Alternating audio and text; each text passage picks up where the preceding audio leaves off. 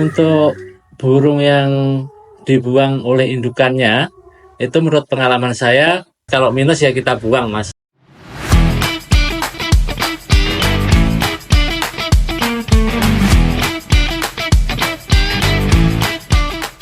Nama saya Adi Haryanto dari Magetan, tepatnya di Desa Plangrongan, Kecamatan Poncol, Mas. Untuk nama BF-nya kita bawa Navi BF. Soalnya Navi itu dari burung pertama saya, dan sebelum main burung, saya dulu juga seneng nge-game. Idolanya timnya Navi. Ya ini sama seperti kaosnya. Nah, kalau dari artinya sendiri, Navi itu Natus Vincere. Dan untuk bahasa Indonesianya, terlahir untuk menang. Karena nama adalah doa, ya semoga seperti namanya.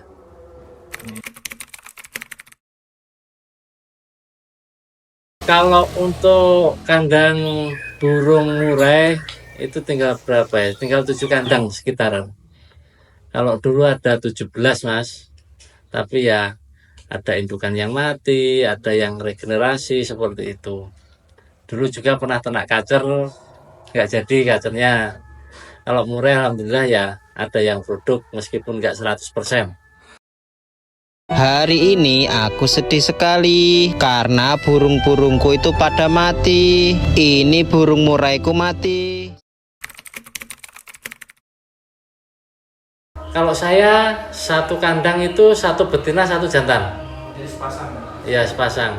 Ada juga kalau teman-teman yang lain itu 2 betina satu jantan, 3 betina satu jantan, poligami itu ada juga. Tapi kalau di sini satu betina satu jantan. Ya.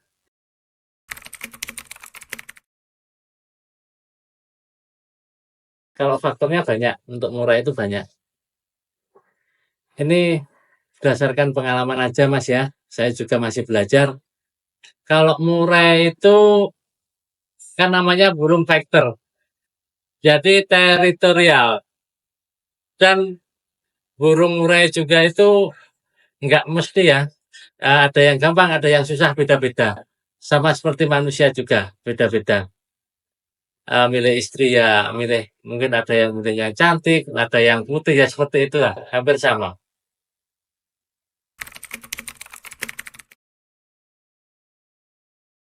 Kalau pakan itu kita yang pakan utamanya tetap jangkrik, terus ada tambahnya kita biasanya ulet sama kroto. Kalau murai itu seperti pengalaman, ini bicara pengalaman saya aja, Mas ya. Mungkin ada waktu-waktu yang susah produksi. Itu biasanya di waktu panas atau gimana itu agak susah. Tapi kalau cuacanya sudah seperti di hutan, sejuk, makanan banyak, itu biasanya birahinya gampang dan mudah untuk produksi. Kalau posisi murai sekiranya udah ada tanda-tanda yang betinanya ngunjal, Mas ya, ngunjal ibaratnya mau nelur, itu kalau saya untuk pakan kita genjot. Untuk pakan kita genjot untuk ngenjot birahinya. Ya berdoa saja supaya ya juga telurnya banyak ngisi. Kalau di tempat saya itu ukuran kandangnya 120 meter untuk depan. Untuk ke belakangnya, untuk panjangnya itu sekitar 3 meter. Dan untuk tingginya itu 240 meter. Jadi gini ya Mas, kita berbagai ilmu aja. Saya juga masih belajar. Untuk ukuran kandang murai itu walaupun sempit atau gimana itu tidak masalah. Yang penting tinggi, biar murai ya bisa naik turun. Terus kalau bisa kena cahaya matahari langsung. Dan lebih bagusnya menghadapnya dari timur ke barat. Jadi sirkulasinya juga bagus, cahayanya bagus. Biasanya kalau kandangnya enggak sesuai, itu burungnya gampang gemuk. Jadi susah untuk produksi.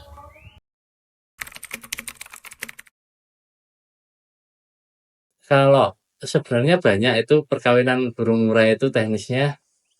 Ada yang itu kan ibaratnya namanya penjodohan.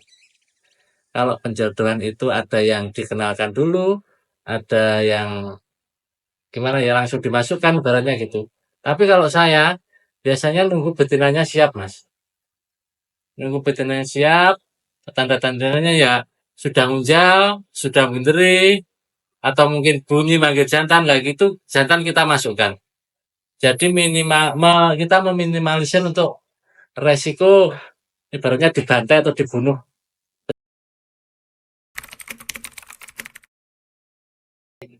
Iya, itu kan kriteria pemilihan induk ya. Kalau di tempat saya itu kita nyarinya pertama itu burungnya yang prestasi, Mas. Karena kita mainnya kan main lapangan, kita nyarinya yang prestasi. Kalau betina itu kita nyari prestasi kan nggak bisa. Kita nyarinya namanya trah, anakan burung prestasi yang betina. Ibarat kata ngomong buah jatuh tidak jauh dari pohonnya itu insya Allah itu benar. Nah, untuk penjodohan, kalau semisal kita nggak jodoh atau gimana, ya pasti nanti akan kelihatan. Ya mungkin burungnya kita ambil atau gimana, kita ganti dengan yang lain. Yang namanya juga cari jodoh kan, kita menjodohkan ya belum tentu sesuai dengan keinginannya ya.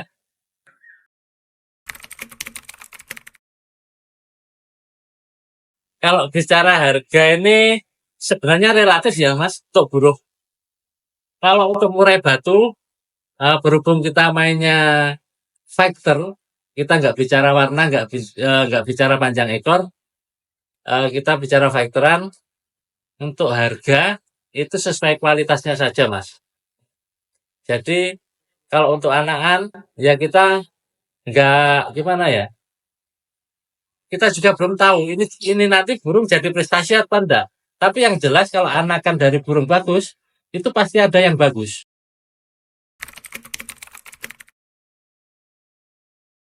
Kalau untuk penjualan sebenarnya kalau burung ini kan lebih ke komunitas ya Mas. Jadi kita kenal sana, kita kenal sana.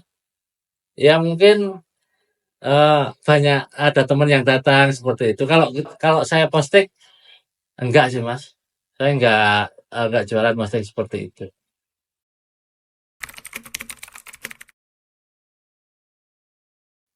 Ya kalau resiko ya tetap ada Mas.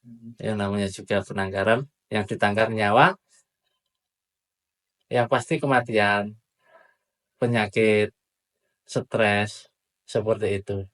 Seperti kalau cuaca panas kan mungkin kena step, kalau mungkin cuaca yang lembab, mungkin senot, ya seperti itulah namanya juga burung.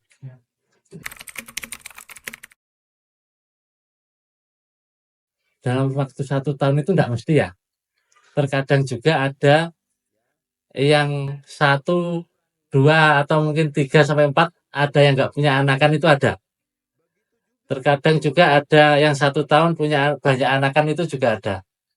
Ya tergantung burungnya masing-masing kalau seperti itu.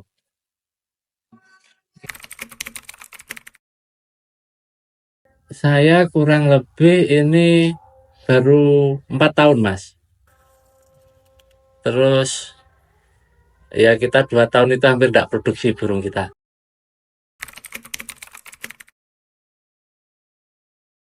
Gini, saya mulai penangkaran ini pertama tetap karena hobi.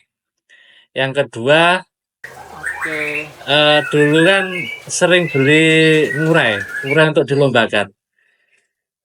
Dan murainya kebanyakan Mas, jadi nggak bisa ngurusi. Daripada main banyak-banyak burung kan main beberapa kan cukup. Lah untuk yang lain akhirnya kita ternak gitu.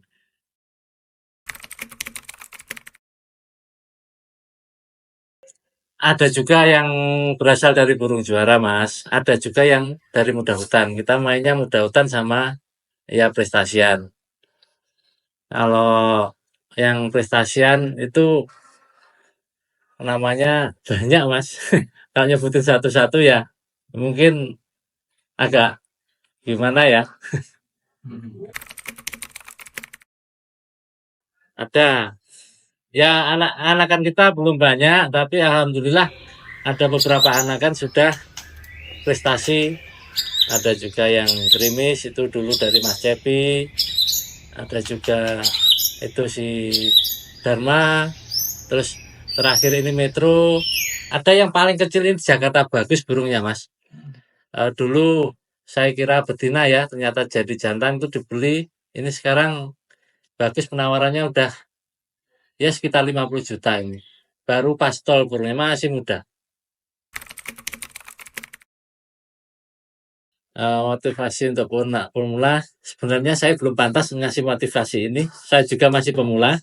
4 orang yang selalu merasa dirinya adalah pemula, padahal mereka sudah memiliki banyak pengalaman. Maaf Pu, maafin dia Pu, masih pemula Pu, sepuh. Tapi yang namanya beternak itu pasti ada plus minusnya. Kalau plus ya kita genjot terus, kalau minus ya kita buang, Mas. Ya kita belajar terus gimana kita lihat burungnya ini maunya gimana. Nanti juga kita akan tahu. Jadi kalau mau ternak itu dibuat burung senyaman-nyaman mungkin. Untuk burung yang dibuang oleh indukannya, itu menurut pengalaman saya, pertama, itu yang dikarenakan karena indukannya belum siap. Seperti itu. Yang kedua, mungkin pakannya kurang. Yang ketiga, eh, salah satu dari indukan itu atau indukan itu sudah birahi atau pengen kawin lagi. Dan ini yang paling penting biasanya, Mas, ini karena induk anaknya itu nggak sehat atau cacat, pasti indukannya tahu. Dan kalau anakan nggak sehat, nggak cacat itu hampir 100% anakannya dibuang oleh itunya. Dan untuk mengatasinya itu, ya kalau posisi burung indukan itu seperti dikasih vitamin di air minumnya, terus untuk pakannya juga itu dikasih variasi, ada kroto, ada jangkrik, mungkin ada tambahan yang lain. Dan ini juga perlu diingat, kadang ada burung yang menetas itu setelah dilihat oleh pemiliknya kita, itu anakannya dibuang. Itu juga mungkin ada sifat-sifatnya. Jadi intinya burung itu nggak nyaman. Jadi coba senyaman mungkin kandangnya.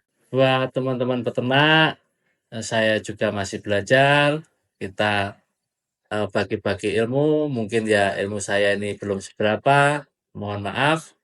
Dan untuk teman-teman peternak, saya ingatkan namanya juga burung ya Mas.